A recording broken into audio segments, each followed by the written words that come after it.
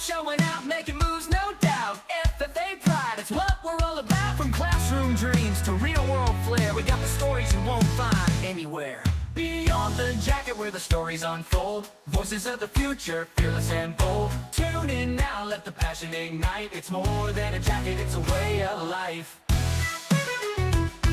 Beyond the jacket where passion meets purpose. Welcome back to the Beyond the Jacket podcast. We're super excited for you to be tuning in with us on another Friday, sharing your day with us. We have a super exciting guest that I am even so excited to meet with, Miss Zoe Kent. Through all of her social media following, I have been there and got to see her journey along the way, but you guys may or may not be familiar with her. Zoe, welcome to the podcast. Why don't you introduce yourself to our listeners? Hey, thanks for having me. So I'm an 8th generation farmer here in Ohio.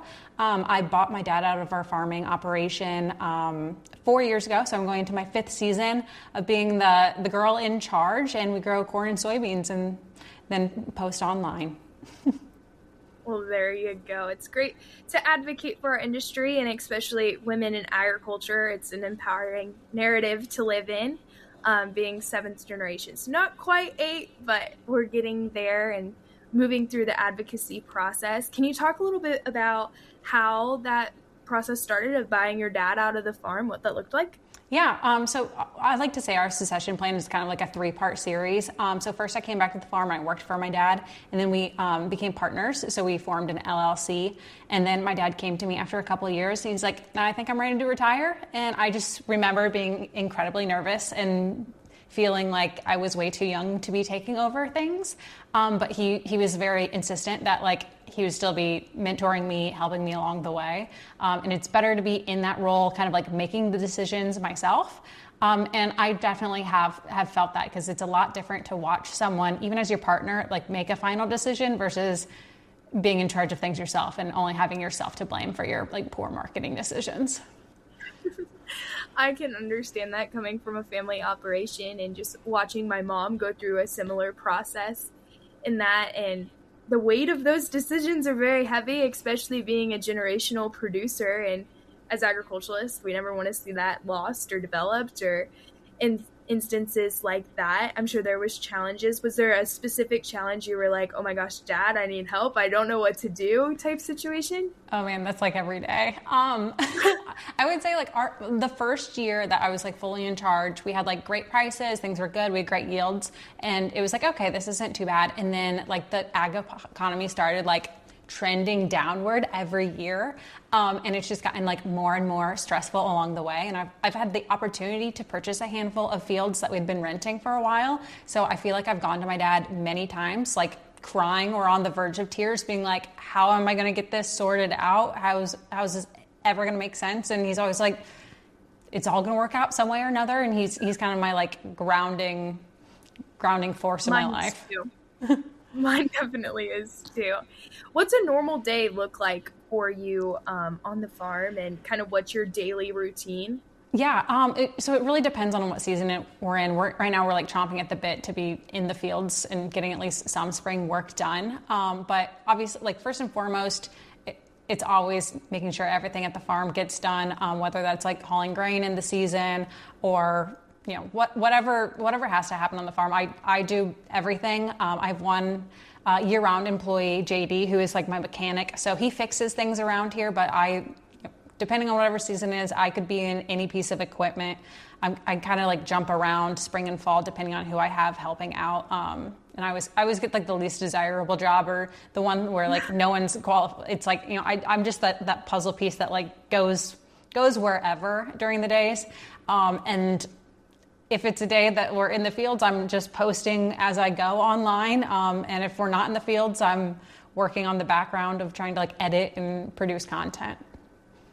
And what inspired you to start posting your life online? I know that could be scary to step out in the spotlight. That was definitely something that was nerve-wracking for me when Farm for Profit was let's do a youth and ag podcast and you're going to be the host of it. Obviously, that was very nerve-wracking for me. So what inspired you to step out in the spotlight? Yeah, well, I mean, first it was stepping out, talking to no one. I started, it took a little while to gain traction. I started on TikTok in June of 2021, and I had a friend who, he's a teacher, and he was posting about like teaching during COVID to his classroom of sixth graders, and he knew that I farmed, and he kind of encouraged me to do it, and he knew, hey, you're a girl in a kind of niche environment. I think this would be really cool. So he just encouraged me to post and just keep posting every single day. Well, there you go. Pretty simple story for a really big impact. I've seen your account grow over the years. Is there something that surprises you about your content? Maybe people like more corn content than they do beans. Like, what is something that you were like, oh my gosh, this gained a lot more traction than I thought it would? It's always the videos that like I don't put my heart and soul into that like really take off. It's the ones that it's like a one-off, like it's slightly relatable to the masses. It seems like, but I will put my heart and soul into like an educational video where I'm trying to make it exciting and fun for people, and it'll just flop. So I don't know. You never know. I understand. When I was in the classroom with FFA, I had an agriculture communications SAE, and obviously I didn't know much about communication, and I was more flying by the seat of my pants trying to understand what would work and what wouldn't. And there would be days I'd just take a picture of something happening at my house with my show steer or my horse, or the guys would be working cows down the road, and I'd go snap a picture and write something, and there'd be 100 likes on it or something along those lines. And then the next day I'd edit this reel for Instagram and there'd be like 10. And I'm like, what the heck? It's that time and that effort, and you don't really understand what gets the people's attention, but as long as they're interacting with that content and moving forward. I know when I got to read a little bit about you and get to know you on a closer level, it said that you were very active in FFA in your high school years. What did that look like for you, Zoe? Yeah, so I have no impressive, we didn't win state in like Parley Pro or like nothing. I never got like a state degree or anything. But I had awesome ag teachers that just made being an FFA really fun. I was the sentinel of my chapter for 2 years. I ran for that because I was running unopposed my first year, and it seemed like a really easy job. And then I stuck with it for that next year. I did some soil judging. I did some Parley Pro contests, and mostly a lot of goofing off with my friends in the shop. I totally understand. Some of my best memories probably weren't the contest ones. It might just be driving in the car with your ag teacher, or, just those classroom memories. Did you compete in anything that you think was super significant to your success now? I really should have done like the speaking events. Like I never learned the creed. My FFA journey was like a little odd, just because like the normal trajectory of the ag classes you take, I didn't take the introductory class because I was in band, and you couldn't be in band and like the one time that no, it couldn't be that because I had friends who were in it. I don't know. I was taking some weird combination of classes where I couldn't get into the ag class my freshman year. So I took some like random farm finance class with like a whole bunch of juniors. So that was like my way of like being able to be an FFA, but I wasn't in like the introductory class where you like learned about ag and like what all you could do in FFA. So it was a weird start. So I didn't do like some of the things that like our teachers kind of structured in for you to learn every year. But yeah, and so like soil judging, we were on the way to like the first contest, and someone was explaining to me how like the scorecard works. That's pretty normal experience. Oh my goodness. Yeah, that's a roundabout way to becoming an ag and working through that process. Yeah, we didn't have an ag finance class. Yeah, well, I don't know what it was. I don't remember anything from that class. I just remember it was the period before lunch, and I was always like so hungry.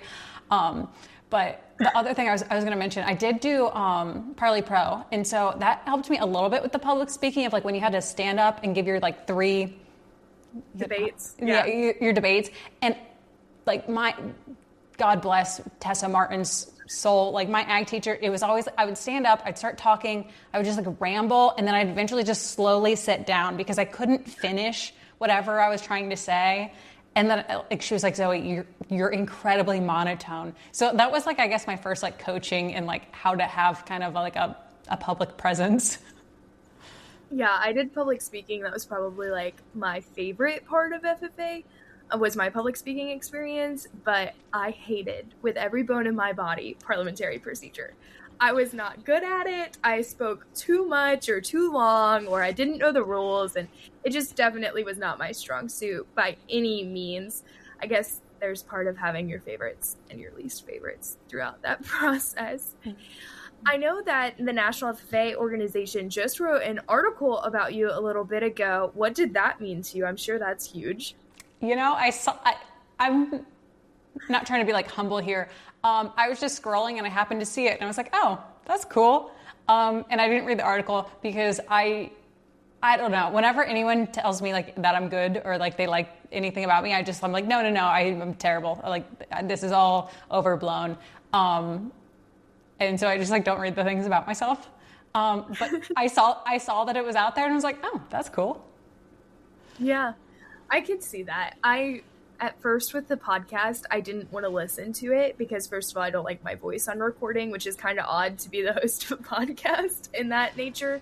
But I understand, like moving through certain things within FA or in communications, you're like, I don't want to read about myself. I'll read about somebody else and learn something new instead of put the spotlight on me. And that does make you humble, even though you might not be trying to. But I guess it's a good quality to have.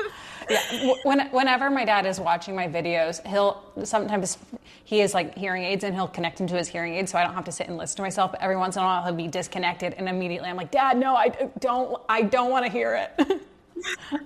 That's such a dad thing. Mine does it too. He'll be in the car and he'll be like, let's listen to Beyond the Jacket podcast. I'm like, Dad, please don't. I don't want to listen to this, even though I'm a part of it and I love it. Obviously, that's why I do it. But sometimes I listen to what I say and I'm like, ooh, don't ever say that again. I'll probably say that when I listen to this one after what I just said. Who knows? But anyway, back to the podcast and not our random rabbit holes we'll run down throughout this. What's something with your content and your time in FFA that's a huge misconception about agriculture that you're trying to combat? Oh, that's an interesting one. I feel like my followers, it's so interesting of like what people's baseline knowledge is. I know like specifically in the last couple of weeks, I had friends, family members reach out and they're like, hey, the price of fertilizer, like what's going on? Like I saw people commenting like farmers are not going to plant their crop this year because diesel fuel and like fertilizer is so high. And then other people being like farmers aren't affected at all. They locked this in years ago. And so it's just like whenever farmers get talked about in the news, everyone always has like a little sound bite that they heard at one point, and then they just keep reiterating that point all over and over again. So it's always interesting to just see like where kind of the blind spots are for folks. Yeah, I've never heard it that way. The blind spots, I like that. I'm going to steal it. Sounds good. You know, like with different like parts of the news and where people find their information, there's always loopholes and through online content. You can help combat those, even though it's kind of like having a nurse as a friend. Like, I'm sure you don't want all of those phone calls and text. You're like, leave that to somebody else. I'm just trying to grow my crops. But in the same way, like people look up to you, and that's a great place to be moving forward. What's a piece of content that you were most proud of? Maybe it was one that you spent the most time on. Who knows? Oh man, let me think about it. I feel like lately, it's so hard when we're not in season and we're not like, not that we're like never not busy on the farm, but like I can only post so many videos of me driving back and forth to the elevator all day. Man, all of the videos that my dad are in, like I love all of those ones just because he's so good at like just being himself, and like he never really understands like what the script is or what we're supposed to be like doing. And once I've like edited the videos together, he'll be like, oh, I get it now. Okay. And give his 2 cents. But man, I can't think of like one in particular that I'm like, that one was a highlight. I don't know. Yeah, it's more better. It is better when like it's most authentic and you never have to prompt him and he just goes on with it, and it makes for even better content because people can relate to it. I know when Farm for Profit and Beyond the Jacket went to Commodity Classic, Corey was phenomenal at that, just chit-chatting, and you would have no idea that the conversation you were having was on point in the direction he wanted it to go, but he was just phenomenal at it, and hopefully I get there one day. I'm still working up to it. Did you come from an agriculture background, Zoe, or was it more FFA based, or maybe with your dad? Like, where did your love for this industry come from? Yeah, so honestly, like I always wanted to work on the farm, like from a young age, but it wasn't because I have like this like deep passion for corn and soybeans. Like, honestly, I find them like kind of boring. I'm not super into like the agronomy side of things. I do enjoy it, but it's not this like deep-seated passion for like working with the ground. I just really liked to hang out with my dad, and we had fun, and I really liked that you could just make your own schedule, and you were your own boss, and like every single day, like we're not sitting at the computers and we're not answering emails. Like I just liked everything that kind of entailed working with him. And so that's kind of, I always just knew I wanted to hang out with my dad. And then I get here and he decides to retire on me. Like, what the heck, man? You were supposed to be with me along the way. You're not allowed to leave. I guess that's another good part is like, he might retire, but he's never fully retired, and you can always ask him questions and learn from him. Is there something that he taught you that maybe just like a life lesson or even an ag that you will carry with you forever and ever and teach your children maybe one day? Yeah, it's that like I'll always just call him when I'm freaking out, like something's bad, like something's broken. And anytime I have called to be like, hey, I messed this up, it's never like, I told you not to do that, I told you to do this instead of that. I never got yelled at a single time for breaking anything.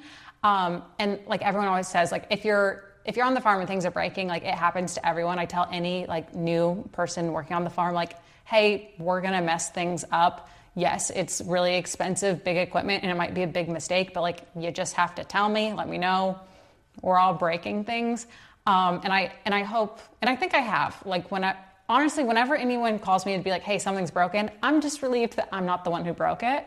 So just that sense of calmness, and definitely whenever we break something ourselves, like we're frustrated and mad, but we're never yelling at other people when they mess things up. So try to do that. Yeah.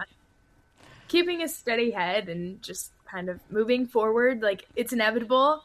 Things are not going to work out perfectly. It's not always going to be sunshine and rainbows, but moving forward in a way that's the most productive and the most centered. And I think that's an important piece of advice for even kids younger than I am and things of that nature. Just keep a level head and know that everything's going to happen. And I know from my personal experience that I've probably learned more when I lost or failed or broke something than I ever did if it went completely right. Oh, for sure. I have tons of examples of those times where it's like, I even knew in advance, oh, I shouldn't do it that way. And then I forget, and then I do it the wrong way. And then it's like, yep, that's why we do it a different way. Absolutely. So many different learning curves.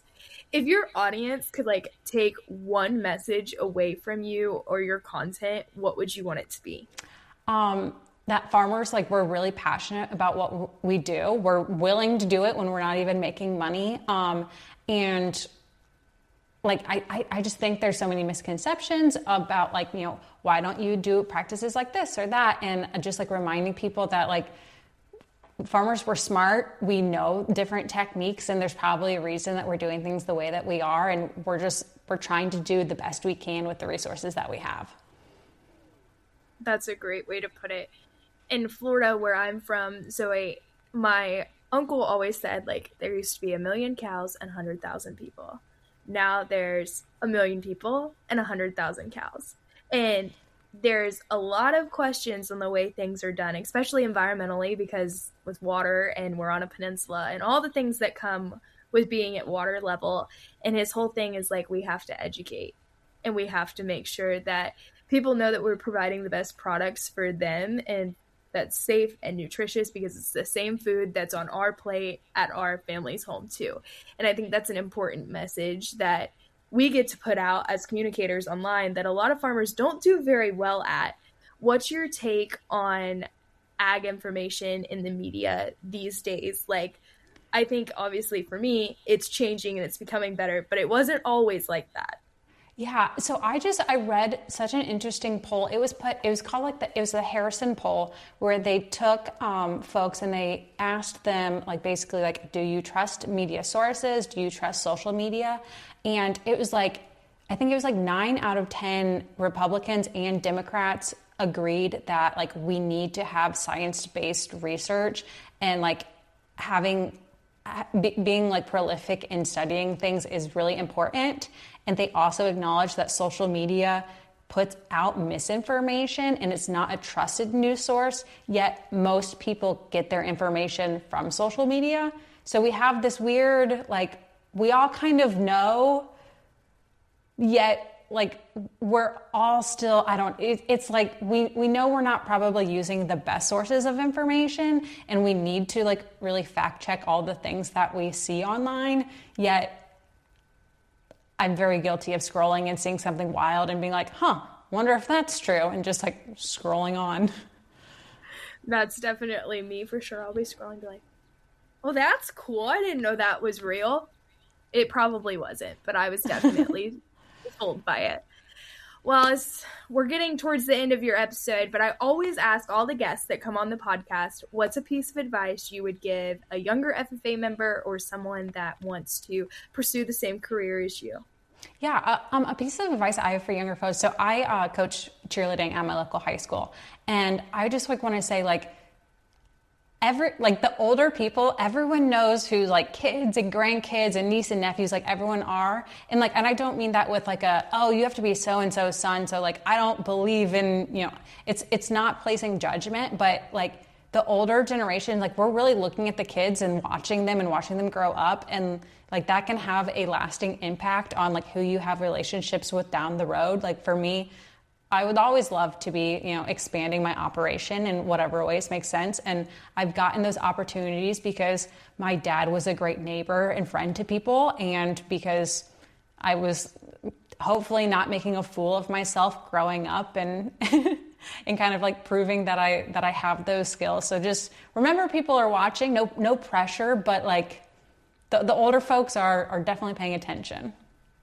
Yes, my mom always said that there's eyes on you when you don't know it.